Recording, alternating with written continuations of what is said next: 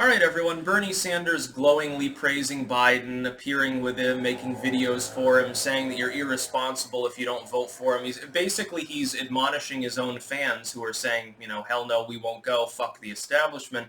He's telling them that if they don't vote establishment, the same establishment he swears up and down he wants to destroy and that he hates, that Orange Man will win, and somehow this is terrible. I'd point out that some of his fans, the hammer and sickle types, the idea that they think that Biden's policies are demonstrably that different from Trump's is funny.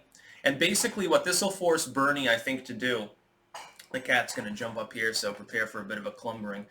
What's going to happen is that Bernie's going to try to nudge Biden a little bit to the left and probably be successful. Between that and Biden probably choosing someone insufferable goofball nut job like Kamala Harris or Amy Klobuchar, I don't see great things for his presidential campaign anyway.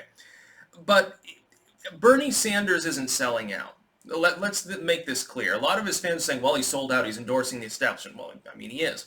First and foremost, though, he told you he was going to do this. He notified people when the race began, when he was first asked, I think it was the fucking first debate he was in, will you support the eventual nominee? Well, I hope that it'll be me, but yes, of course I would, and whether I win or lose.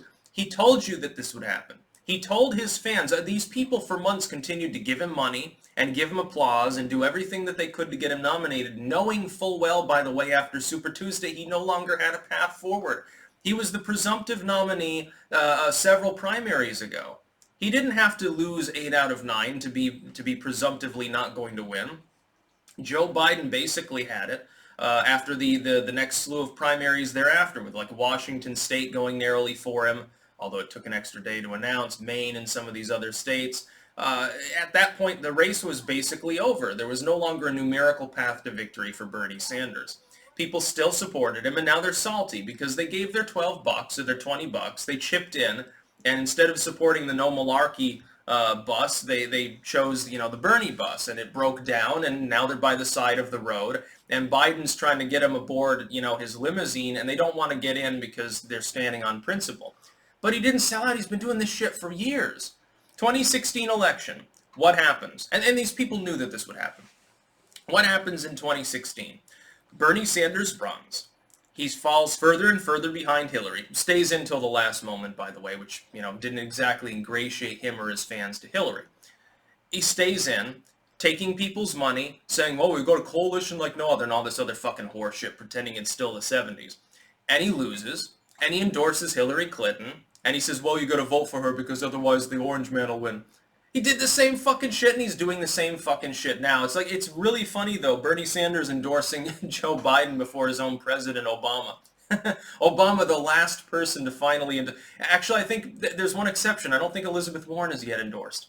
It'd be really funny if Elizabeth Warren decides to fuck with the election by saying, no, I can't support Joe Biden because of my glass ceiling. He's got the Me Too thing or something. She chooses to stand on principle, sort of like Tulsi Gabbard on impeachment or something, just grandstands and ends up fucking the Democratic coalition even harder. That would actually make me almost respect Warren if she had the balls to do that, but I suspect that's not going to be the case. No, Bernie didn't sell out.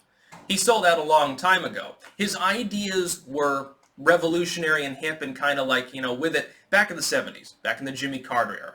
Maybe on through the early Reagan era, you can make a sort of an argument for him being kind of sort of revolutionary at the time. That was a long fucking ass time ago. I'm a child of the 90s, so when I think of the 80s, I think, oh, it's it's the last decade. No, it's clearly not. When I think of the olden days, I think of like the 40s, the 50s and stuff. Well, the 80s are basically part of that now at this point. By the way, crime war, I love the 80s too, but it's been a while since we had all of that good shit. It's been a while since roller discos petered out and giving way to cocaine parties. Been a while since yuppies. Hard to have yuppies now because, young urban professionals now, they couldn't afford a suit most of the time because of the economy, the Bush-Obama economy disaster that we're living under. Bernie Sanders, though, he told you full right out what he was going to do. Full stop. He told everyone, I will endorse whoever wins. Joe Biden won. Bernie Sanders has suspended his campaign and endorsed. How's that selling out? He's doing it for, of course he wants money. He's going to get millions of dollars from this. He'll probably get offered some sort of cabinet position or something in a potential Biden administration. He's obviously going to drag him up on stage quite often. It's going to be almost like, if I had to make a guess, if Biden's smart anyway, Bernie Sanders optically will appear to be more of a running mate than his actual running mate. And he'll keep his running mate in the background, sort of as a third wheel, just to appease, you know, the vagina voters. That's basically what Biden should do, because otherwise everyone else will get pissed off at all the wedge issues. Can you imagine Kamala Harris? It'll be glass ceiling, glass ceiling, glass ceiling. First female VP. I think it's wonderful.